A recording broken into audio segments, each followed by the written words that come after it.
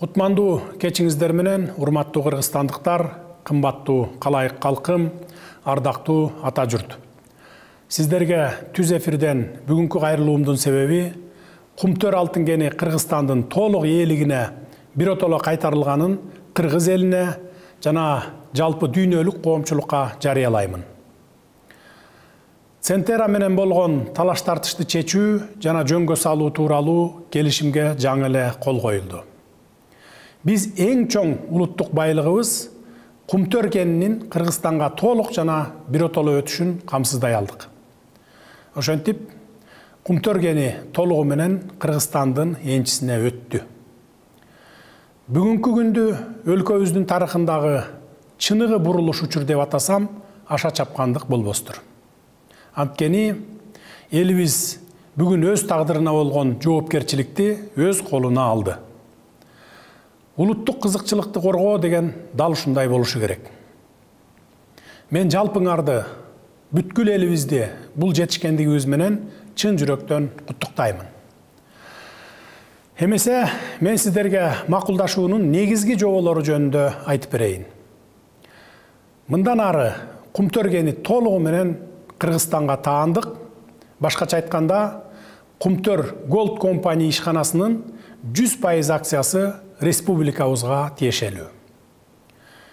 Биз кенди өткөн жылдын май айында ага тышкы башкарууну киргизген күндөн тартып эсептелишине жетиштик. Демек, 2021 жылдын 15 майынан берки бардык таза кирешелер, тагыраак айтканда 323 миллион АКШ долларынан ашык каражат биздин менчик экендигин расмий түрдө таанытканга мажбурладык. Мындан тышкары, Центера бизге өткөн жылдын 3 кварталы үчүн дивидендтерди төлөп бермей болду. Анын көлөмү болжол менен 11 миллион АКШ долларын түзөт. Дагы бир жетишкендик. Центера кыргыз тарапка 50 миллион АКШ доллар өлчөмүндөгү бир жолку төлөмдү да төлөп берет. Буга да жетиштик. Биз Кумтөр кенин рекультивациялоо фондуна карата көзөмөлдү толук өзүбүзгө кайтарып алдык. Бизге 53 миллион доллар келет. Бул каражат мурда Лондон банкынын трасттык эсебинде сакталып келген. Центера 2021 жылдын май айындагы алтындын партиясы үчүн алар алып кете албай калган 29 миллион долларды төлөп берүү боюнча койгон талабынан баш тартты. Центера АКШда, Швецияда жана Канадада кыргыз тарапка каршы козголгон бардык соттук териштирүүлөрдү жана дооматтарды токтотмой болду. Ал эми Кыргыз алтын ачык акционердик коому Центерадагы 26% үлүшүн өзүнө өткөрүп алат. Ошол эле учурда Центера аталган акциялар пакетине укуктарды өткөрүп берүүгө байланыштуу Канаданын мыйзамдарына ылайык бардык салык төлөмдөрүн өз эсебинен жабат. Биз кыргыз тараптагы Центерага каршы козголгон бардык соттук жана башка иштерди, дооматтарды токтотобуз. Ушундай шарттарды макулдашууга жетишүү оңой олтоң болгон жок. Анын ар бир пункту боюнча чечим кабыл алуу 1 жылга жакын убактыбызды алды. Урматтуу кыргызстандыктар, азыркы дүйнөлүк курч кырдаалды жана өзүбүздүн абалыбызды эске алсак, жетишилген келишимдин шарттары бирден бир оптималдуу жана биздин пайдабызга Кыргызстандын мамлекеттик жана улуттук кызыкчылыгына чечилгендигине ишендире аламын. Соттук процесстер жана эл аралык арбитраж узак жылдарга созулуп кетерин билесиздер. Мындан да жакшы шарттарга жетишүү үчүн биз бери дегенде дагы 5 жыл убактыбызды 10 миллиондогон доллар каражатыбызды коротмокпуз. Же болбосо 7-8 жылга созулуп тура бермек. Биздин пайдабызга мындан да оң чечимдердин кабыл алынышына кепилдик жок эле. Бирок биз ал арада көптү жоготуп, убакыттан уттурмакпыз. Созулуп кетсе, ири инвест долбоорлордон куру калмакпыз. Арбитраждык соттук процесстер бүтмөйүнчө инвесторлордун ишеними солгундап, республикага сырттан финансылык каражаттарды тартуу оорломок, өлкөгө тыйын дагы, товар дагы келбей кала турган коркунучка кептелмекпиз. Сүйлөшүүлөр абдан оор болду. Ошого карабастан биз эң башынан тартып мамлекеттин, улуттун кызыкчылыгын коргоо үчүн бекем турдук. Өзүбүздүн позициябызды чечкиндүү түрдө коргодук. Башында бизди эл аралык коомчулукка жапайы баскынчы катары көрсөтүүгө аракеттер болду. Андан кийин да бизге өтө келишкис талаптарды коюшту. Биз баарына чыдадык, бекем турдук. Биз үчүн маанилүүсү Кыргызстандын жана кыргыз элинин кызыкчылыгы эле. Акырында эң баштапкы сүйлөшүп жаткан позицияларды түп тамырынан өзгөртүүгө жетише алдык. Өлкөбүз үчүн бүгүнкү учурга ылайыктуу, максималдуу түрдөгү пайдалуу жыйынтыктарга жетише алдык деп дагы бир ирет ишенимдүү түрдө айта алабыз. Биздин чечим эл аралык арбитраждык боюнча дүйнөдөгү эң мыкты юристтердин колдоосуна негизделди жана алардын бизге берген кеңеши да ушундай болду. Биздин пайдабыз дегенимди өзүңүздөр баалап, таразалап көрүңүздөр.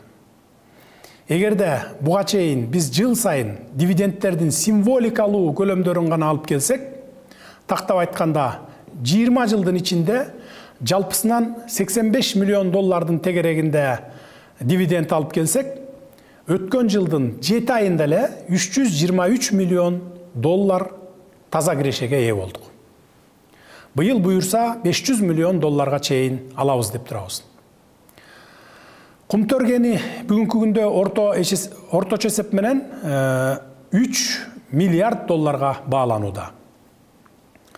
Адистердин эсебине таянсак, жакынкы 10 жылда кумтөрдөн кеминде 5 миллиард доллар киреше алууга жетишебиз. Башкача айтканда, 160 тоннадан 200 тоннага чейин алтын казылып алынат. Бул бюджетке түздөн-түз чоң пайда, колдоо десек болот. Мен тастыкталган эсептөөлөрдү гана айтып жатамын.